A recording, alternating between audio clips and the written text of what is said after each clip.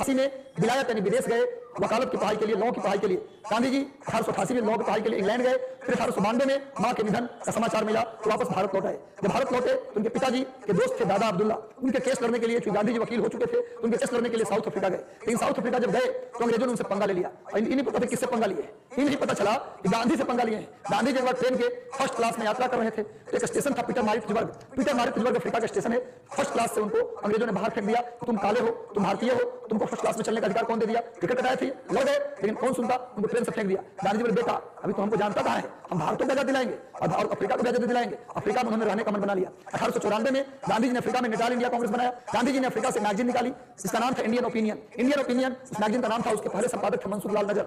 गांधी जी ने 2 आश्रम बनवाए। पहला आश्रम था फिनिक्स आश्रम और दूसरा आश्रम था टॉल्स्टॉय आश्रम। गांधी जी इंग्लैंड से अफ्रीका रहे थे जहाज में बैठकर 1908 में इंग्लैंड से अफ्रीका रहे थे। उस जहाज में ही उन्होंने एक किताब लिखा हिंद स्वराज। 1908 में इंग्लैंड से अफ्रीका आने के दौरान पानी के जहाज में ही उन्होंने किताब लिखा जिसका नाम था हिंद स्वराज। हिंद स्वराज किताब में ही गांधी जी ने ब्रिटिश सरकार को बांझ कहा, बेस्या कहा। बांझ और बेस्या क्वेश्चन आता है गांधी जी ने किस पुस्तक में अंग्रेजों को कहा? ये कहा हिंद स्वराज में। कब लिखी? 1908 में इंग्लैंड से अफ्रीका यात्रा के दौरान। गांधी जी अपने बैग एंड बैगेज 9 जनवरी 1915 को गांधी जी भारत आ गए। उसके बाद अप्रैल 1917 में गांधी जी ने चंपारण सत्याग्रह में भाग लिया। फरवरी 1918 में गांधी जी ने अहमदाबाद मिल मजदूरों की हड़ताल में भाग लिया। गांधी जी का भारत में पहला आमरण अनशन अहमदाबाद मिल मजदूरों की हड़ताल में ही था 1918 में। 1918 में मार्च में खेड़ा सत्याग्रह हुआ। 1919 में रोलेट सत्याग्रह हुआ। 1 अगस्त 1920 को असहयोग आंदोलन की शुरुआत हुआ। उसका नेतृत्व महात्मा गांधी ने किया।